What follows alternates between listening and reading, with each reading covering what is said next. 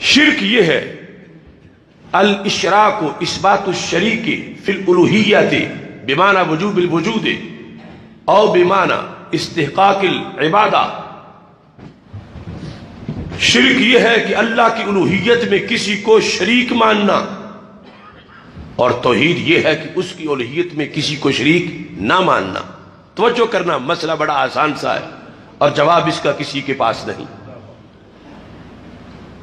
اللہ کی الوہیت میں اللہ کے ساتھ کسی کو حصے دار ماننا یہ شرک ہے، اور اللہ کی الوہیت میں کسی کو شریک نہ ماننا یہ توحید ہے۔ اب دیکھنا پڑے گا الوہیت کیا ہوتی ہے۔ تو الوہیت دو چیزوں کا نام ہے، یعنی اللہ ہونے کا مطلب کیا ہے کہ جو رب کے سوا ایک سیکنڈ بھی کسی اور میں مانے وہ بات تو بندہ مشرک ہو جائے۔ اللہ ہونے کا مطلب، الوہیت کا مطلب دو چیزیں ہیں، ایک ہے واجب الوجود ہونا، ایک ہے مستحق عبادت ہونا۔ میرا رب ہی واجب الوجود ہے، میرا رب ہی مستحق عبادت ہے۔ جو رب کے سوا کسی اور کو واجب الوجود مانے وہ بھی مشرک، جو رب کے سوا کسی اور کو مستحق عبادت مانے وہ بھی مشرک، اور جو اللہ کے سوا کسی اور میں یہ دونوں صفتیں مانے، واجب الوجود بھی مانے مستحق عبادت بھی مانے، وہ بھی مشرک۔ یعنی تین قسمیں ہیں شرک کی تعریف کے مطابق، کہ اللہ تعالیٰ کے سوا کسی کو صرف واجب الوجود ماننا، یا صرف مستحق عبادت ماننا، یا واجب الوجود بھی ماننا اور مستحق عبادت بھی ماننا، یہ ہے شرک۔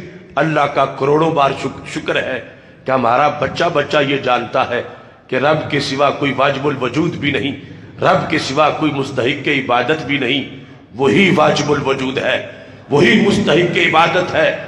جہاں تک مدد کا تعلق ہے تو مددگار ہونا اللہ ہونا نہیں ہے۔ اگر مددگار ہونا اللہ ہونا ہو تو پھر الوہیت تو رب نے کسی کو بھی نہیں دی، کسی صدی میں بھی۔ جو توحید ہے وہ توحید ہے، جو شرک ہے وہ شرک ہے۔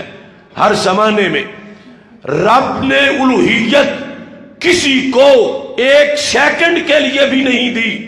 اگر کوئی یہ کہے کہ مددگار ہونا اللہ ہونا ہے تو وہ یہ بتائے پھر بدر کے میدان میں فرشتے کیا کرنے گئے تھے؟ مددگار تھے مگر اللہ نہیں تھے۔ فرشتے حاجت روا بنے مگر اللہ نہیں تھے۔ فرشتے مشکل کشا بنے مگر اللہ نہیں تھے۔ دھاندلی یہاں ہوئی کہ جن لوگوں نے ترجمہ کیا کہ اللہ ہونے کا مطلب ہے حاجت روا ہونا، مشکل کشا ہونا، مددگار ہونا، دستگیر ہونا، غریب نواز ہونا، داتا ہونا، میں ہزارہ دلائل کی روشنی میں پورا قرآن پیش کر کے یہ اعلان کر رہا ہوں، جس نے لفظ اللہ کا یہ ترجمہ کیا اس نے لفظ اللہ کے معنی سے خیانت کی۔ میرا رب وہ ہے جس کے بندے بھی مددگار ہوتے ہیں، میرا رب وہ ہے جس کے بندے بھی مشکل کشا ہوتے ہیں۔ وہ چاہتا ہے خود مدد کرتا ہے، چاہتا ہے کسی سے کروا دیتا ہے، لیکن وہ کسی کو اللہ نہیں بناتا۔ اللہ ہے واجب الوجود ہونا، اللہ ہے مستحق عبادت ہونا، وہ صرف رب وحدہ لا شریک کی شان ہے۔ اس کے سوا کوئی ایک بھی ایسا نہیں جس میں یہ صفتیں موجود ہوں۔ یہ ہے وہ توحید کا عقیدہ جو سارے نبیوں نے پڑھایا، جو صفحہ پہ پڑھایا گیا، اور اللہ کا فضل ہے آج بھی اہل سنت کے سینوں میں یہی عقیدہ توحید موجود ہے۔